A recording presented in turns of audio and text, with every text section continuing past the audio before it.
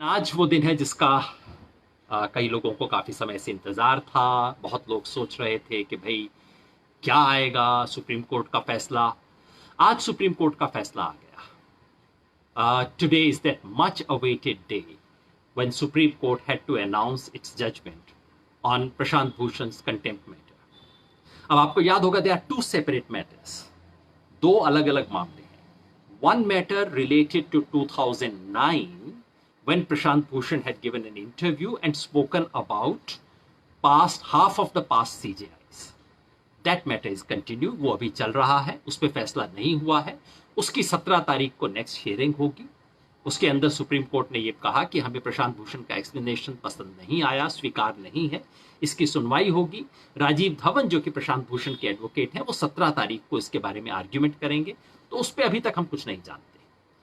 लेकिन जो दूसरा मामला था, जो उस दो फेमस ट्वीट से शुरू हुआ था, उसके ऊपर आज सुप्रीम कोर्ट ने अपना फैसला सुना दिया है. लगभग पूरा फैसला सुना दिया है. सुप्रीम कोर्ट ने कहा कि प्रशांत भूषण दोषी हैं और अब उनको सजा क्या मिलनी चाहिए, इसका फैसला सुप्रीम कोर्ट 20 तारीख को सुनवाई के बाद तय करेगा. सो ये सेटल हो गया है. Guilt has been pronounced. Now only the quantum of punishment, कितनी सजा मिलेगी, केवल इसका फैसला होना बाकी है. हिंदी की एक बहुत फेमस कहानी है पंच परमेश्वर.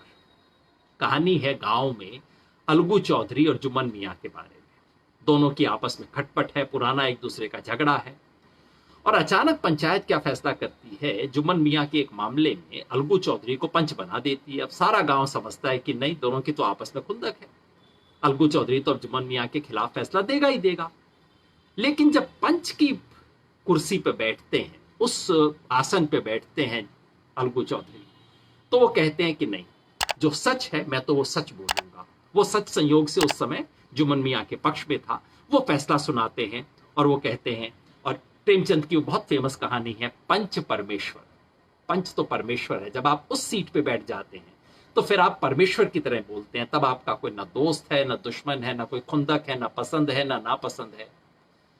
आज सुप्रीम कोर्ट के लिए वैसा मोमेंट था कि पिछले काफी समय से सुप्रीम कोर्ट के बारे में जो बातें कही जा रही थी, आज का जजमेंट वो मोमेंट था जिससे साबित हो जाता कि ये सब बातें हल्की थी.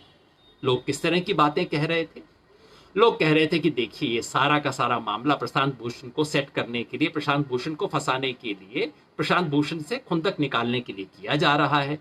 देखिए तो सारा कोर्ट में लॉकडाउन है, कोई चीज पे इन्वेस्टिगेशन हो नहीं रहा, और उसके बीचों बीच अचानक ये प्रशांत भूषण के 2 मामले निकालना और उसे जाके जस्टिस अरुण मिश्रा की बेंच में देना. लोग ऐसा कहते थे कि ये सब ले दे के ऐसा खेल है जिससे प्रशांत भूषण को फंसाया जाए. उनको कुछ ना कुछ सजा तो होके रहेगी, आप कुछ भी कर लो. दूसरे लोग कहते थे नहीं, सुप्रीम कोर्ट है, न्याय है, प्रक्रिया है, आप देखिए, आप अभी से क्यों भरोसा छोड़ रहे हैं, आप विश्वास कीजिए, पहले जजमेंट देख तो लीजिए भाई. और हमें सबको लगता था हाँ, बात तो सही है, जजमेंट देखना चाहिए, कैसी हियरिंग हो वो देखनी चाहिए. शक हो सकते हैं और मैंने अपने शक खुल के रखे. लेकिन अंततः सवाल ये नहीं कि मेरे शक क्या है, अंततः सवाल ये है कि ऑर्डर क्या है, निर्णय क्या है. और आज वो निर्णय आ गया, वो ऑर्डर आ गया. 108 पेज का ऑर्डर है. उस ऑर्डर में क्या कुछ लिखा हुआ है इसके बारे में आपने अब तक सुन लिया होगा. मैंने उसकी ऑपरेशनल समरी आपको सुना दी है. ऑपरेशनली वो जजमेंट कहता है कि कोर्ट का ये फैसला है कि प्रशांत भूषण ने इस मामले में, ये जो 2 ट्वीट हैं, इन दोनों में प्रशांत भूषण ने कंटेम्प्ट ऑफ कोर्ट की है. उनको सजा मिलेगी, और साधारण कंटेम्प्ट नहीं, बहुत गंभीर कंटेम्प्ट की है, जिसके लिए उनको सीरियस सजा मिलनी चाहिए. ये बातें कोर्ट कहते हैं. अब उसके बाद सजा क्या मिलती है ये हम अभी कह नहीं सकते, ये हमें बाद में पता लगेगा. इस बीच इसमें जजमेंट में क्या क्या बात मुख्यतः कही गई वो मैं आपके सामने कुछ रखना चाह रहा हूं. प्रशांत भूषण ने अपने बातचीत में कहा था कि उन्होंने टेक्निकल लीगल इश्यूज उठाए थे. उन्होंने कहा था कि सुप्रीम कोर्ट को क्या इस तरह की बातें करनी चाहिए. उन्होंने 3-4 प्रश्न उठाए थे प्रशांत भूषण ने अपनी पिटीशन में. आपको याद होगा, इससे पहले जो सवाल उठे थे वो सब मैं कई बार उठाता रहा हूं. I will not repeat those questions. Those questions were, number 1, why is it then, जब सुप्रीम कोर्ट बिल्कुल ऑलमोस्ट बंद है, बहुत थोड़े से केसेस हो रहे हैं, top priority most important cases हो रहे हैं, ऐसे में 2 ट्वीट ऐसे इंपॉर्टेंट क्यों हो गए भाई? 2 महीने बाद हो जाते तो क्या होता? दूसरा कि ये जो पिटीशन है जिसे सेशन कोर्ट में भी ना एंटरटेन किया जाता, इतनी फॉल्टी पिटीशन, उसके ऊपर क्यों बातचीत सुप्रीम कोर्ट ऐसी चीजों को सीरियसली क्यों ले रहा है? नंबर तीसरा कि ये मामला जस्टिस अरुण मिश्रा जी की कोर्ट में ही क्यों जा रहा है? सारे प्रशांत भूषण से रिलेटेड कंटेम्प्ट के मामले केवल वहां ही क्यों जा रहे हैं? चौथा कि जो प्रशांत भूषण ने अपने पक्ष में बातें कही हैं, वो बातें सच है या नहीं है, इसका फैसला किया जाना चाहिए। आज के जजमेंट से सबको उम्मीद थी और होनी चाहिए, क्योंकि सुप्रीम कोर्ट का जजमेंट है, कि उसमें इन सब चीजों के आंसर मिलेंगे। 3 टेक्निकल चीजें जो मैंने सोची थी जिसके आंसर मिले, वो मुझे नहीं मिले इसके अंदर। पहला, प्रशांत भूषण के वकील दुष्यंत दवे ने पूछा था जजेस से, बेंच से अपनी हियरिंग में, कि सर ये मामला आपकी बेंच पे किसने भेजा? ये बड़ा पेचीदा सवाल था, इसलिए कि अगर सीजेआई जस्टिस बोबडे ने भेजा तब तो सही बात नहीं है, क्योंकि सीजेआई जस्टिस बोबडे को तो नहीं देना चाहिए, वो खुद इन्वॉल्व है इसके अंदर, और ये बेंच अपने आप तो फैसला नहीं कर सकती कि हम इसे लेंगे। जब इतना विवादास्पद फैसला है कि जस्टिस अरुण मिश्रा की बेंच के पास क्यों गया, ये फैसला किसने लिया? उस समय हियरिंग में उन्होंने कहा कि ये फैसला जस्टिस रमन्ना, जो कि नंबर 2 जज है, उन्होंने लिया, जो बिल्कुल प्रोसीजरली करेक्ट चीज है। लेकिन आज के जजमेंट में तो जुबानी बताया गया कि उन्होंने लिया, लेकिन आज के जजमेंट में इसका जिक्र नहीं है। ये बात गोलमोल हो गई है। हो सकता है जजेस से छूट गई हो कहने में, या हो सकता है इसके पीछे कोई राज हो, हम नहीं जानते। नंबर 2, प्रशांत भूषण ने पिछले हफ्ते, जब इसकी हियरिंग पूरी हो चुकी थी, उसके बाद प्रशांत भूषण ने एक पिटीशन फाइल की थी, यह कहते हुए कि जिस पिटीशन के आधार पे आप मुझे कंटेम्प्ट ऑफ कोर्ट के लिए बुला रहे हैं, उसकी कॉपी तो आपने मुझे सप्लाई नहीं की, आप मुझे उसकी कॉपी सप्लाई कीजिए। और प्रशांत भूषण ने अपने सपोर्ट में एक सुप्रीम कोर्ट का जजमेंट साइट किया, हाल ही का जजमेंट है, जिसको आज उस जजमेंट के बाकी हिस्से को सुप्रीम कोर्ट ने खुद साइट किया है। उस जजमेंट में सुप्रीम कोर्ट ने कहा था कि अगर पार्टी को उसका जजमेंट, उसके पिटीशन की कॉपी सप्लाई नहीं की गई, और वहां पे तो यह था कि कॉपी तो सप्लाई की गई थी, उसकी एक अपेंडिक्स, एनेक्स्चर सप्लाई नहीं किया गया था, तो सुप्रीम कोर्ट ने कहा था नहीं, दैट्स नॉट फेयर, आप उसको दोबारा चांस दीजिए, उसको पिटीशन दीजिए, वो कीजिए। तो प्रशांत भूषण ने कहा था मुझे अब तक तो पिटीशन की कॉपी नहीं मिली है, आप कृपया मुझे पिटीशन की कॉपी दीजिए। सुप्रीम कोर्ट के फैसले में आज उसका कोई जिक्र नहीं है, प्रशांत भूषण की इस पिटीशन का। उन्होंने पिटीशन दी, कोर्ट को कहना तो चाहिए था ना, इस आधार पे हम आपकी पिटीशन रिजेक्ट करते हैं, इसका कोई जिक्र नहीं है, कहीं पे भी कोई जिक्र नहीं। तीसरा, जैसा मैं आपके सामने पहले कह चुका हूं, 16 देश के प्रमुख लोगों ने, देश के बहुत रेस्पेक्टेड लोगों ने इम्प्लीडमेंट पिटीशन दिया था कि अगर ये कंटेम्प्ट है तो हम भी इसमें शामिल होना चाहते हैं, जिसको डिप्टी रजिस्ट्रार ने रिजेक्ट कर दिया था। प्रशांत भूषण के एडवोकेट दुष्यंत दवे जी ने कोर्ट में कहा था कि ये तो गलत किया, डिप्टी रजिस्ट्रार ने जिस आधार पे किया है, जो जजमेंट को साइट किया, गलत साइट किया है। मेरी उम्मीद थी कि कोर्ट आज अपने जजमेंट में बताएगा कि उनकी इम्प्लीडमेंट पिटीशन को नहीं लेना क्यों सही था, उसका आर्ग्यूमेंट होना चाहिए था। मैं नहीं जानता कोर्ट सही है गलत है, मगर मैंने सोचा था उसका आर्ग्यूमेंट बताया जाएगा। वो आर्ग्यूमेंट मुझे इस ऑर्डर में कहीं नहीं दिखा। वैसे मैं वकील नहीं हूं, अगर कोई मेरे कहने में गलती हो मुझे जरूर बताइएगा। कोर्ट ने आज के जजमेंट में 2-3 बातें कही जो बहुत बड़ी बातें थी, जिसके बहुत गहरे इंप्लीकेशन है इस देश के लिए, इस देश में जस्टिस कैसे होगा, इस सब के लिए।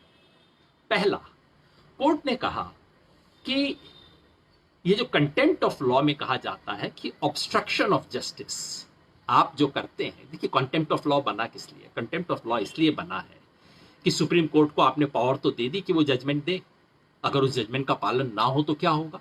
मान लीजिए कोई सरकार है जो कहती है कि देता रहे सुप्रीम कोर्ट ऑर्डर, हम तो उसका पालना नहीं करते। जैसे एक फेमस जजमेंट है पंजाब हरियाणा के डिस्प्यूट का, 2004 में जजमेंट आ गया, पंजाब सरकार ने कहा हम तो नहीं पालन करते। तो ऐसे में क्या किया जाए? और अगर ऐसे में सरकार लागू करवाने में इंटरेस्टेड ना हो तो सुप्रीम कोर्ट के पास पावर होना चाहिए ना। तो मूल भावना कंटेम्प्ट ऑफ कोर्ट की ये है कि आप कोर्ट के ऑर्डर को डिसोबे ना करो, या आप कुछ ऐसा काम करो जिससे जस्टिस हो ही ना पाए, आप ऐसी ऐसी झूठी पिटीशन रोज लेके आओ, कुछ कोर्ट का काम आप रुकवा दो, उससे होता है। जैसे पहले एक जज ही हुआ करते थे कन्नन साहब, उन्होंने भी ऐसा एक काम पहले कभी किया था, जो कर करके ऐसा कि मतलब आप किसी तरह से भी कोर्ट का सामान्य काम चल ही ना पाए। या मान लीजिए आप ऐसा कर दें कहीं सुप्रीम कोर्ट के सामने कि जज कोर्ट के अंदर ही ना घुस पाए। तो इन चीजों, ऐसी अल्टीमेट बिल्कुल फाइनल चीजों को रोकने के लिए लॉ बना है। तो प्रशांत भूषण के वकील ने पूछा था कि साहब, प्रशांत भूषण ने ट्वीट किया, अच्छा था बुरा था चलिए कोई नहीं, इससे ऑब्स्ट्रक्शन ऑफ जस्टिस कैसे हुआ, कैसे रुक गया? कोर्ट का जजमेंट कहता है, कई चीजों के आधार पे कई जजमेंट भी कोर्ट करता है, ठीक ही कर रहा होगा। कोर्ट कहता है कि नहीं, हमें साबित करने की कोई जरूरत नहीं है, आपकी ट्वीट से इस देश में ऑब्स्ट्रक्शन ऑफ जस्टिस हुआ कि नहीं हुआ, यह हमें प्रूव करने की कोई जरूरत नहीं, बस हमें तो यह देखना है कि क्या हमारे इंप्रेशन में आपके काम करने से does it tend to lower the dignity of court, आपके बोलने से, आपके काम से क्या ऐसा आभास होता है, क्या ऐसा महसूस होता है कि इससे कोर्ट की डिग्निटी जनता की आंख में कम हो जाएगी? मेरे दिमाग में साधारण सवाल आता है, भाई एक जज साहब थे, गोगोई साहब, उन्होंने अचानक शनिवार के दिन, सैटरडे को, कोर्ट की छुट्टी में उन्होंने सुप्रीम कोर्ट खुलवाया, कहा एक बहुत महत्वपूर्ण सवाल है, नेशनल इंपॉर्टेंस का है, उसके ऊपर अचानक कोर्ट हियरिंग करेगा। और क्या वो मामला निकला? वो था सुप्रीम कोर्ट की स्टाफ की एक महिला द्वारा उन्हीं जज माननीय जस्टिस गोगोई के खिलाफ सेक्सुअल हैरेसमेंट का केस। तो जज साहब अपने ही केस की सुनवाई करने के लिए बैठे, उन्होंने लंबा भाषण दिया कहते हुए कि कैसे देश में जुडिशरी के खिलाफ षड्यंत्र किया जा रहा है, मैं कितना ईमानदार आदमी हूं, मैंने जिंदगी में आज तक कभी पैसा नहीं बनाया। जज साहब खुद भाषण दे रहे थे, अपने ही मामले में बुला के, मीडिया को बुला के राष्ट्र के नाम संबोधन कर रहे थे। अपने ही केस के अंदर वो बैठ के फैसला करने के लिए बैठे हुए थे। बाद में चालाकी से उन्होंने खुद के साइन नहीं किए, बाकी दो जजेस के उस पर साइन करवा लिए, जज साहब बैठे थे। अब आप मुझे बताइए, इसमें कोर्ट की डिग्निटी तो लोअर हुई, सही बात है, पर डिग्निटी किस चीज से लोअर हुई? माननीय न्यायमूर्ति के काम करने से हुई या मेरे कहने से हुई? अगले दिन सारे देश की मीडिया ने इस खबर को छापा, इसके बारे में टिप्पणी हुई, सबने सर पकड़ा, सबने कहा क्या कर रहा है सुप्रीम कोर्ट? बताइए, जज साहब दोषी हैं या कि प्रशांत भूषण दोषी है? आज के जजमेंट को देखें तो दोषी प्रशांत भूषण है। Prashant Bhushan lowering the dignity of the court. Court कुछ भी करे अगर, और आपको साबित भी नहीं करना पड़ेगा कि इससे जस्टिस ऑब्स्ट्रक्ट हुआ, बस कोर्ट को महसूस होता है कि इससे कोर्ट की डिग्निटी नीचा करने की कोशिश हुई। अब आप समझ लीजिए इसका क्या मतलब है। 2 साल पहले सुप्रीम कोर्ट के 4 जजों ने प्रेस कॉन्फ्रेंस की, कहा लोकतंत्र को खतरा है, इसलिए हमें आना पड़ रहा है। जिस तरह से केसेस अलॉट कर रहे हैं उस समय जस्टिस दीपक मिश्रा, ये कुछ ऐसा लगता है कि ये कुछ खास चीजों को सूट करने के लिए किया जा रहा है, ये गलत है, इससे लोकतंत्र को खतरा है। अब आप बताइए, कोर्ट की डिग्निटी कौन कम कर रहा है? वो जज जो कि एलोकेशन कर रहे थे, अगर ये 4 जज सही थे तो, या ये जज जो बोल रहे थे, या कि प्रशांत भूषण जो इस बात को रिपीट कर रहा है, या मैं जो प्रशांत भूषण की बात को रिपीट कर रहा हूं? आप ही सोचिए, what is lowering the dignity of the court? आज के जजमेंट के हिसाब से देखें तो बस आप you are lowering the dignity of the court. और यही नहीं, कोर्ट इससे आगे जाके बड़ी शानदार बातें करते हैं। मैं उनमें से कुछ हिस्से आपको पढ़ के सुनाना चाहता हूं, इसीलिए मैं गया था वो लेने के लिए जो उसमें लिखा था। सुप्रीम कोर्ट के आज कुछ हिस्से पढ़ के सुनाता हूं। An attempt to shake the very foundation of constitutional democracy has to be dealt with an iron hand. देश के संवैधानिक लोकतंत्र की बुनियाद को हिलाने की कोशिश के खिलाफ आयरन हैंड से काम लेने की जरूरत है। The tweet has the effect of destabilising the very foundation of this important pillar of Indian democracy. पता लगा आपको? कि प्रशांत भूषण की एक ट्वीट से, दो ट्वीट से क्या हो गया? Destabilising the very foundation of this important pillar of Indian democracy. जज साहब अपने केस के अंदर बैठे, सेक्सुअल हैरेसमेंट के केस में, उससे डिस्टेबलाइज नहीं हुआ था। 4 जज कह रहे हैं कि सुप्रीम कोर्ट के जस्टिस जिस तरह से एलोकेट केस कर रहे हैं, ये तो मजाक है लोकतंत्र के साथ, उससे डिस्टेबलाइज नहीं हुआ। प्रशांत भूषण की ट्वीट से डिस्टेबलाइज हुआ। पता लगा आपको? ये कह रहे हैं। और सुनिए जज साहब क्या कह रहे हैं।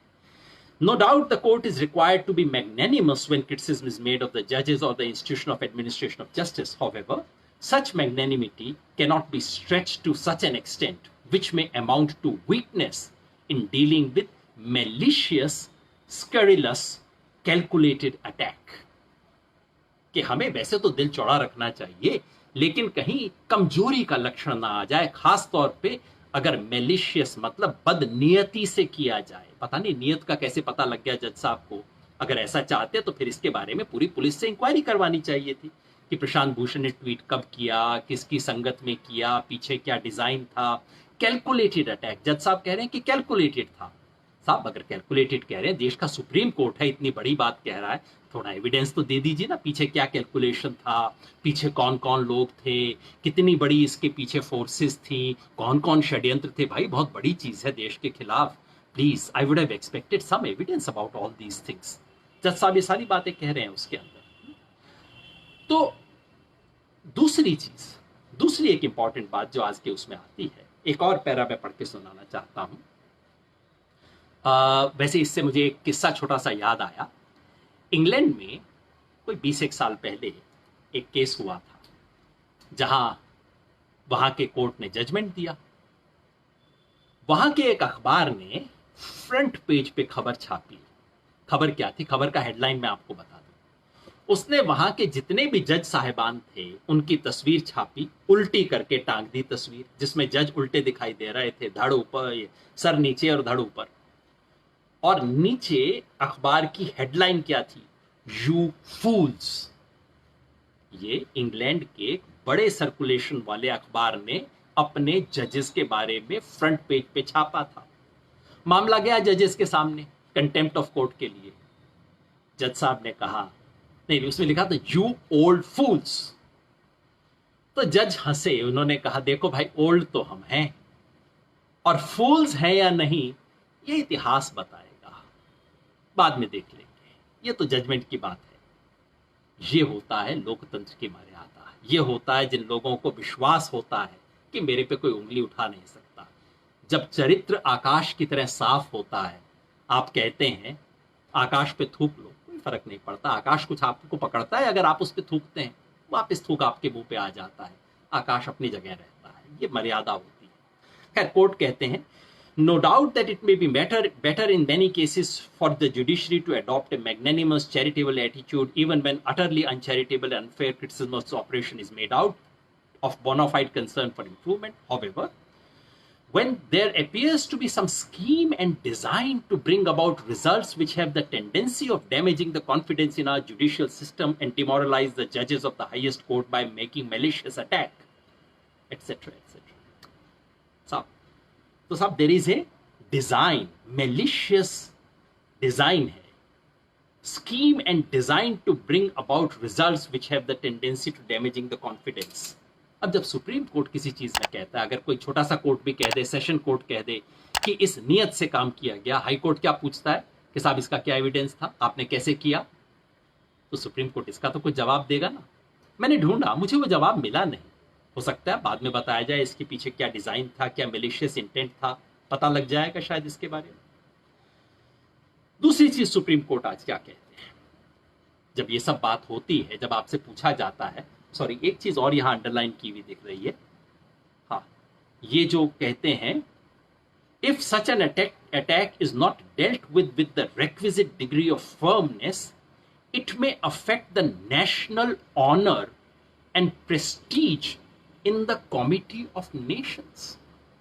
अगर प्रशांत भूषण जैसे तत्वों के साथ इस तरह के हमले के साथ, ये हमला है, अगर इससे फर्मनेस से डील न किया गया तो राष्ट्रीय गरिमा, राष्ट्र की जो इज्जत है उसको खतरा है दुनिया में। अगले एक हफ्ते में दुनिया भर में कुछ एडिटोरियल छपेंगे अखबारों के अंदर, आप देख लीजिएगा प्रशांत भूषण से खतरा हुआ है या कि इस जजमेंट से हुआ है। दो ट्वीट से इस देश की कॉन्स्टिट्यूशनल डेमोक्रेसी की फाउंडेशंस हिल गई। इस राष्ट्र की इज्जत, राष्ट्र की तो सार्वभौमिकता नहीं लिखा, मुझे तो लगा था कहीं सॉवरेंटी भी हिल गई हो कहीं इस दो ट्वीट से।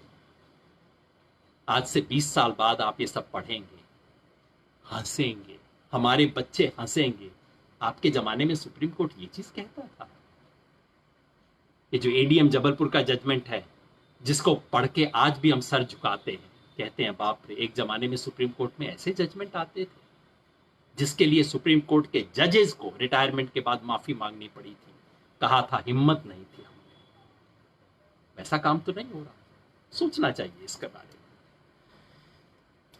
जब भी ऐसा कोई मामला होता है तो ऐसे में सवाल उठता है कि भाई जो उसने कहा वो आपका मान अपमान का मामला है, ये चीज इससे देश का मान ऊपर होगा नीचे होगा, इससे कोर्ट का मान नीचे होगा ऊपर होगा, कोर्ट की साख लोगों के मन में घटेगी बढ़ेगी। लेकिन एक छोटा सा सवाल है कि जी बात सच थी कि नहीं? होगा ना। आप मेरे बारे में कहें कि बेईमान आदमी है, चोरी से बोलता है, बोलने से पहले पैसा ले लेता है, जिससे पैसा लेता है उसके पक्ष में बोलता है। मैं कहूं आप तो मेरी इज्जत पे डाका डाल रहे हैं, और अगर आप उसके बाद दिखा दें कि भैया तुमने पैसे लिए और उसके पक्ष में बोला, तो फिर कैसे वो अवमानना हो गई? अवमानना के लिए पहला चीज तो ये ना कि जो मैं बोल रहा हूं वो झूठ हो। दो ट्वीट हैं प्रशांत भूषण जी के। पहला ट्वीट है बाइसिकल के बारे में, जिसमें सुप्रीम कोर्ट कहता है कि बाइसिकल पे बैठना और इस सब मामले के अंदर हम इसके सच के इस पे जाना नहीं चाहते। प्रशांत भूषण ने भी कहा था कि ये असली बात नहीं है, असली बात कोर्ट के काम की है। वहां सुप्रीम कोर्ट सच झूठ के सवाल पे विचार करता है। सुप्रीम कोर्ट कहता है कि प्रशांत भूषण का यह कहना कि कोर्ट लॉकडाउन में था, ये झूठ है, क्योंकि कोर्ट में वर्चुअल हियरिंग हो रही थी। हमने इतने हजार मामले सुने। पहली बात तो यह है कि कोर्ट सच झूठ पे इंटरेस्ट ले रहा है, बहुत अच्छी बात है sir. Truthfulness should be most important. मैंने कंटेम्प्ट किया या नहीं किया, उसमें पहला सवाल तो ये होना चाहिए कि मैंने सब सच बोला है नहीं। सच बोल के मैं कैसे कंटेम्प्ट कर सकता हूं, आप ही बताइए। तो सुप्रीम कोर्ट कहता है, इंटरेस्ट लेता है। मुझे भी अच्छा लगा कि चलिए आप कहते हैं कि झूठ है। एविडेंस क्या है कि हमने इतने मामले लिए। तो फिर तो सर ये पूछना चाहिए ना कि ये जो देश में इलेक्टोरल बॉन्ड वाला सवाल था, उस सवाल को क्यों नहीं लिया, प्रायोरिटी पे क्यों नहीं आया?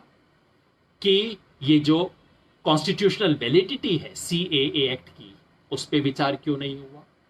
और ये जो सुप्रीम कोर्ट बार एसोसिएशन और देश की इतनी बार एसोसिएशन शिकायत क्यों कर रही है? If the court were functioning all right, if there was no lockdown, why are the lawyers complaining about it? सच ये है कि कोर्ट फंक्शन कर रहा था, लेकिन बहुत लिमिटेड कैपेसिटी में फंक्शन कर रहा था और ऑर्डिनरी लोगों को एक्सेस नहीं थी। अगर ये सुप्रीम कोर्ट के कहने से कि हम वर्चुअल हियरिंग कुछ कर रहे थे, इससे साबित हो जाता है कि लॉकडाउन ही नहीं था सुप्रीम कोर्ट में, फिर तो भाई कोर्ट इस देश में ही लॉकडाउन कभी हुआ नहीं था। क्योंकि जब देश में लॉकडाउन हुआ उस वक्त किराने की दुकान तो खुली थी, दूध की दुकान तो खुली थी, केमिस्ट की दुकान तो खुली थी, अस्पताल तो खुले थे। अगर इससे साबित हो जाए, और सरकार के ऑफिस भी पहले 15-20 दिन के बाद खुल गए थे, क्या इससे साबित हो जाता है कि देश में लॉकडाउन ही नहीं था? अगर मैं कह दूं देश में लॉकडाउन है तो क्या झूठ हो जाता है? प्रशांत भूषण सच बोल रहे थे, लॉकडाउन था जुडिशरी का, बहुत ही लिमिटेड केसेस कर रहे थे और लोग त्रस्त थे। ये सच है, हम सब जानते हैं। खैर सुप्रीम कोर्ट को लगा कि ये झूठ है, ठीक है, कोर्ट का अपना जजमेंट है इस चीजों के बारे में।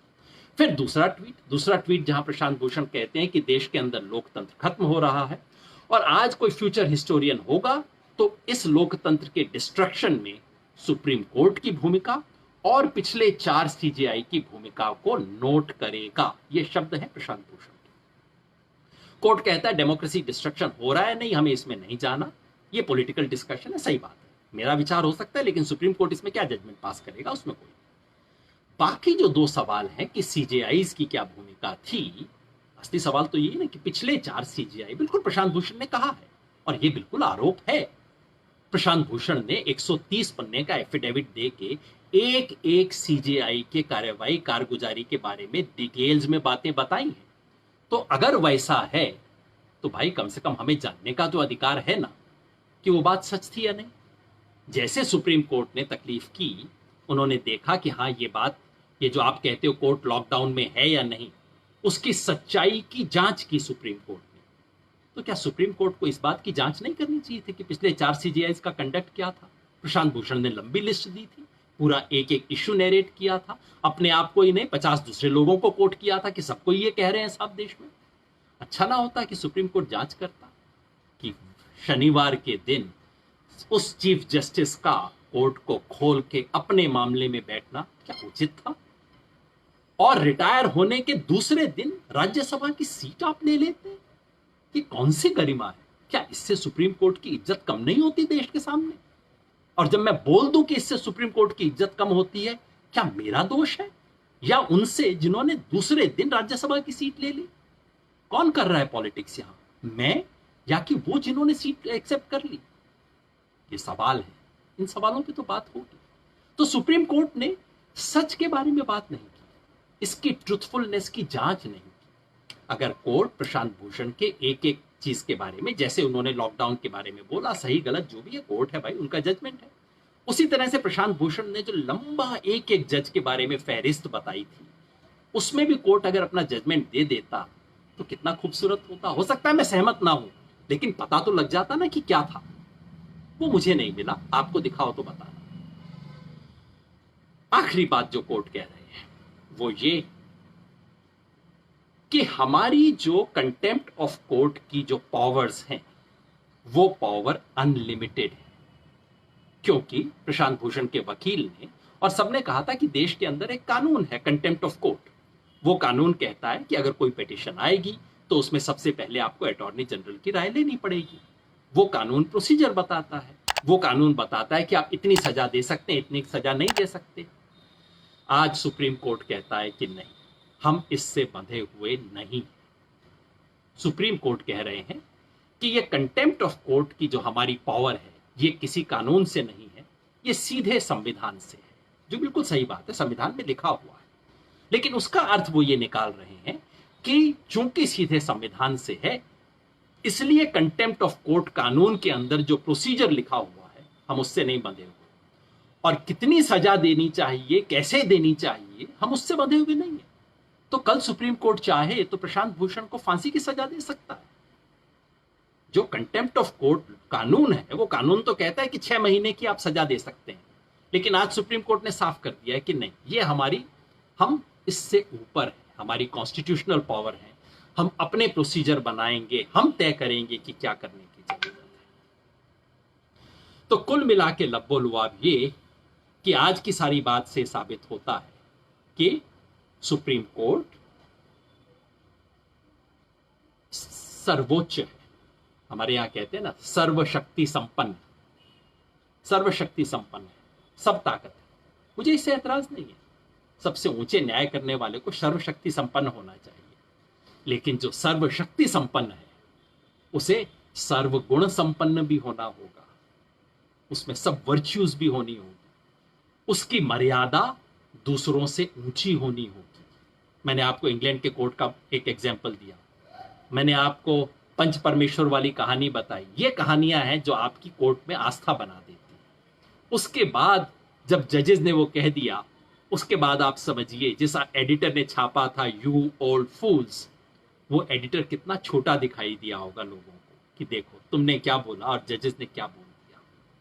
वो चीज है जो कि कोर्ट की मर्यादा को ऊपर उठाती है। लेकिन आज हमारा सुप्रीम कोर्ट कहता है हम सर्वशक्ति संपन्न है। अच्छी बात है, सर्वगुण संपन्न भी होना होगा, सर्व मर्यादा संपन्न भी होना होगा, आपको सब तरह की वर्च्यूज भी दिखानी होंगी। क्या वो दिखती हैं? मुझे इस जजमेंट में दिखाई नहीं दी। ऐसा मैं नहीं कह रहा कि बाकी सब जजमेंट में भी ऐसा है, मैं ये कतई नहीं कह रहा कि बाकी सब जजेस भी ऐसा ही करते हैं, मैं ये नहीं कह रहा कि ये 3 जज भी अपने बाकी सब जजमेंट्स में यही काम करते हैं। लेकिन इस जजमेंट में वो सर्वगुण संपन्न होने का गुण तो दिखाई नहीं दिया। और जज साहब, ये महात्मा गांधी ने भी कहा था, अंग्रेजों ने महात्मा गांधी पे डिसअफेक्शन का आरोप लगाया था। महात्मा गांधी ने कहा था कि साहब ये अफेक्शन जो होता है ना, ये कॉलर पकड़ के मांगा नहीं जाता, अफेक्शन आपके काम से मिलता है। सुप्रीम कोर्ट की डिग्निटी इन चीजों से नहीं बनती कि सुप्रीम कोर्ट किसको कब सजा दे दे। डंडा चला के जो डिग्निटी लेते हैं उससे डिग्निटी नहीं बनती। आपने देखा होगा क्लासरूम के अंदर टीचर होते हैं जो बच्चों को मुर्गा बना देते हैं। कम से कम हमारे स्कूल में ऐसा हुआ करता था, वो बच्चा मुर्गा भी बनता था और मुर्गा बने बने बाकी क्लास वालों को आंख भी मारा करता था कि देखो क्या काम किया टीचर ने, मेरे पे कोई असर नहीं पड़ा। इससे इज्जत नहीं बनती है, इज्जत बनती है हमारे काम से। जब काम आपका ऐसा हो जिस पर जो उंगली उठाए उसकी उंगली अपने आप छोटी हो जाएगी, उससे इज्जत बनती है।